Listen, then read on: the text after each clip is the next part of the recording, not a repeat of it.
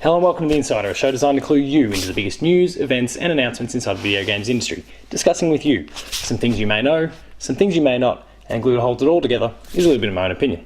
My name is Paul James, thank you very much for watching, and let's get for the episode. Look, the Oscars should fuck themselves up. This is the shit. I'm telling you, this is the real shit. So what a big week it is about to be in video games. We've got the Game Awards, and this new Upstart event. And I spoke about it a couple of weeks ago in The Insider.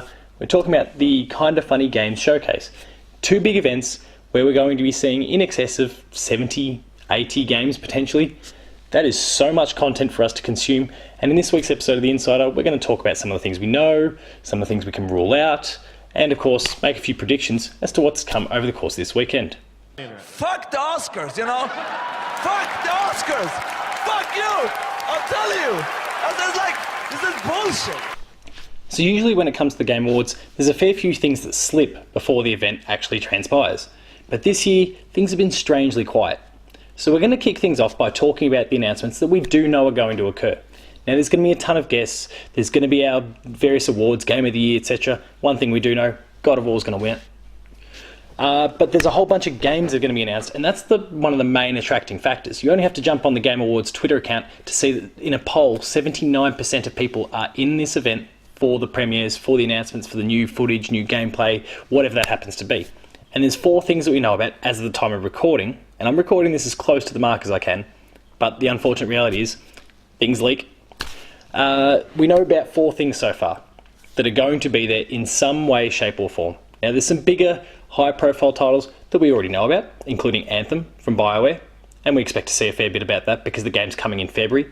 There's Rage 2, which is also not far away. I don't believe has a confirmed concrete release date yet, so this might be the opportunity that we actually get to see that. And then there's some unknown commodities. Firstly, there's Ancestors, which is a game from Patrice Désilets, who used to work on Assassin's Creed games, steered the franchise in its big, bold direction in the first place, and then left to form a new studio that ultimately created this product. We're about to get our first exposure to that game, and I'm really interested to see what it is. It's promising a lot, there's a lot of stealth, there's a lot of... look, it's very, very interesting. I'm keen to see what this thing actually ends up being. And then there's Obsidian. Now, we've spoken about Obsidian quite a bit in recent episodes, from the acquisition of Xbox, to the rumours of them, to what they could actually be doing now that they're at Xbox. But the thing is, they've got an announcement coming this Game Awards, and I don't think it's anything we expected. I thought, and I think a lot of people assumed correctly, or assumed with me, that we would not be getting a new game from any of those newly acquired studios, save for Playground Games, who were responsible for Forza, for quite some time, because they were going to try and find their footing. And yet here we go, the Game Awards is here, only several weeks after they were acquired in the first place, and they've got an announcement ready. Now, it could be a pre-existing deal with a publisher before they got bought by Xbox, and Xbox has shown the propensity to allow these deals to kind of play out, let it all work out, and then go from there. And we're seeing that in the case of In Exile with a few of their games that they kickstarted that are still going to be coming to PlayStation and other platforms. But I'm really curious to see what happens with Obsidian here. Is this exclusive? There's a few little clips and kind of pictures that are on their website. It has a very Bioshocky sort of vibe in my mind. Some might disagree, but it has a very Bioshocky feel in my mind. I'm really curious to see what this game is. Is it exclusive for Xbox? Is it available for everyone purely because it was a deal made before the Xbox acquisition? Lots of big questions, and I'm curious to see how they're answered in just a couple of days from now.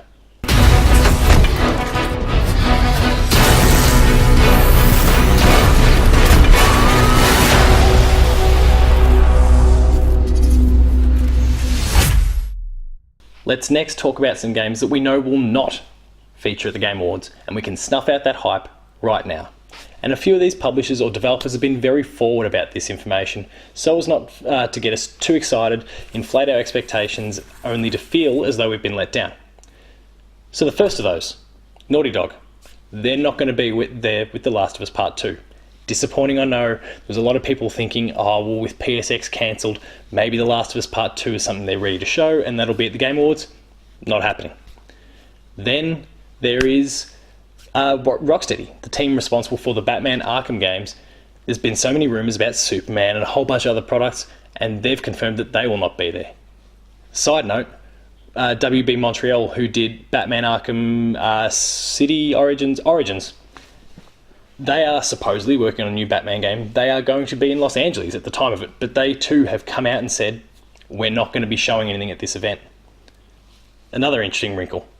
And then there was one that we discussed in our most recent episode of Patched, and I think we all kind of unanimously agreed. We thought Cyberpunk 2077 is going to be there.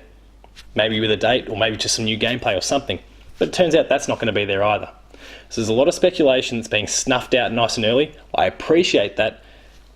It just leaves me wondering what's going to be next, or what is actually going to be there. And we're going to talk about that next. Well, did you like it? So let's finally, for this particular section of The Insider, talk about some of the predictions, some of the things that I hope might occur. Some of the things might even have some rumour and some grounding behind these things. So the first thing we'll talk about is Crash Team Racing. Some stuff got released to Holly Bennett of PlayStation Access, and several other publications all around the world now have started receiving these very Crash coloured, that Crash Bandicoot colour orange, dice, the ones that you hang off your thing in your car. And there's enough information there. I'm not the biggest CTR fan in the world, but there's enough information there that people are fairly reasonably concluding, and this is a similar fashion to what Activision did with Spyro recently, that Crash Team Racing might be about to be announced at the Game Awards. So that's an interesting one, given the success of the Insane trilogy, the success of the Spyro Reignited trilogy, and where things might be headed for this kind of remastered approach going forward. Then we'll talk a little bit about Dragon Age. BioWare themselves have recently come out and said that through the course of December, we'll be learning something about the next Dragon Age. You'd think, and I think with some degree of confidence, that the Game Awards would be the right place for them to do this. Otherwise, you start inching too far towards Christmas and Smash and all those sorts, and people just kind of that news disappears in the crowd. So the Game Awards seems like the right place for them to announce that. I've got a bit of a list on my phone, so please bear with me.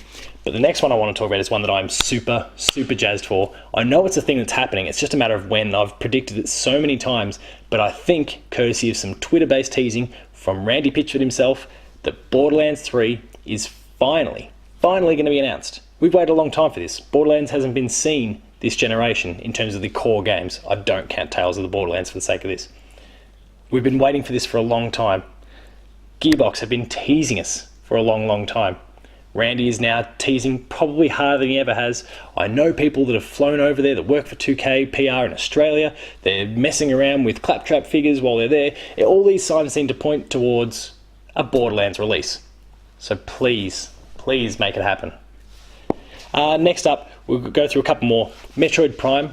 The trilogy has been supposedly leaked on a Swedish retailer's store, so we'd like to hope that might be the case, and maybe that leads the trilogy then leads into a new trailer for Metroid Prime 4. I say the trilogy, that'll be coming to the Switch. It's already available on other platforms, but it'll be the right opportunity, the right time, the right place, perfect scenario to basically make it happen. You've got Gears of War and Halo.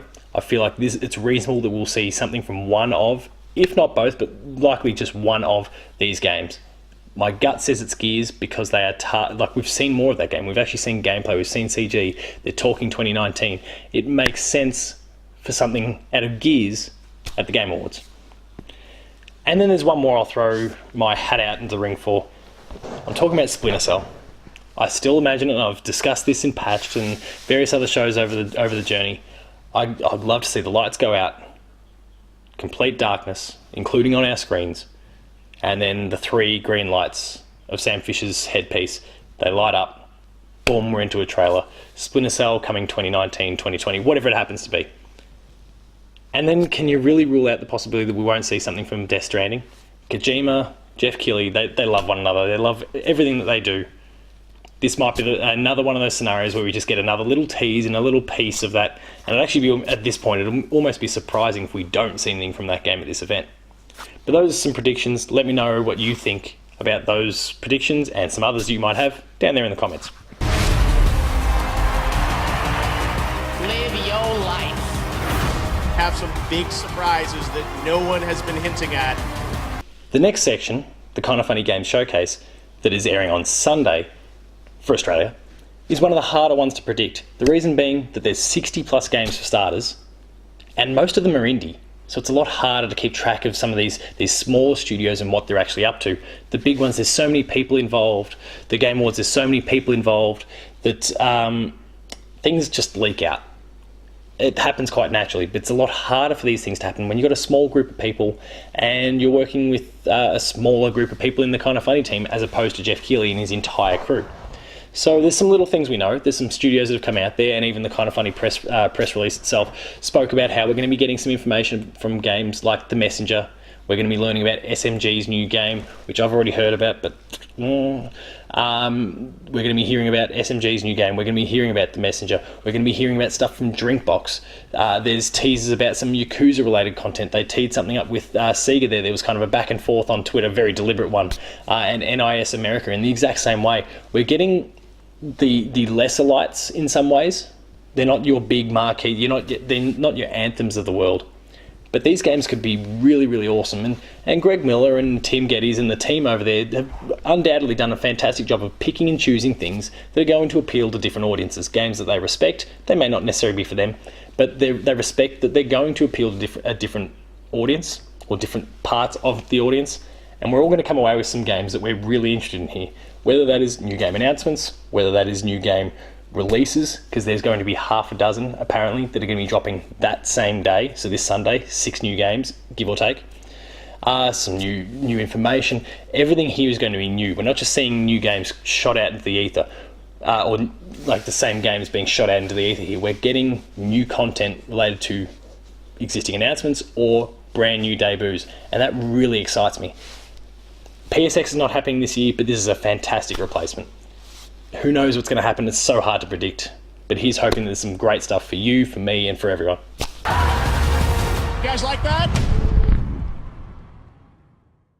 And so that wraps up this episode of The Insider. I hope you enjoyed it. If you did, please consider liking, sharing, and subscribing. All of those buttons are down the bottom here. And hit that notification bell. That way you're alerted to every new video the moment it goes live on the channel. That includes Patched, The Insider, Player 2 Plays, Late Game Review, Gamer School, and a whole bunch more. There is some awesome content, so please, again, subscribe to the channel and check out that work. For written content, please visit the website player2.net.au, where you'll find reviews, previews, opinion pieces, news, features, the Player 2 Writers Draft, and heaps more, all contributed by some of the best talent in Australia. There are also links to our podcast series there, the Player 2 Podcast and Dev Diary. Dev Diary is my latest little baby. I would love it if you go and check that one out. Again, preferred podcast services, please go and check it out. We're also on Patreon, patreon.com/player2au, and consider kicking in a few dollars. At the lower tiers, you'll get early access to episodes of this and Patched and several others. At the higher tiers, you get monthly episode exclusives and the ability to join us in the monthly Player 2 podcast. We would love for your patronage. We hope that we can provide you some awesome stuff that you will really enjoy. Thank you in advance. For rolling updates, you can find me at Paul James Games on Twitter. The website you'll find at Player2AU. And until next time, those are some predictions and facts about the Game Awards and the Kinda Funny Games Showcase. Thank you very much for watching. Go out and enjoy those shows. They're only a few days away. This is a great time to be a gamer. Thank you very much for watching, and I'll see you next time.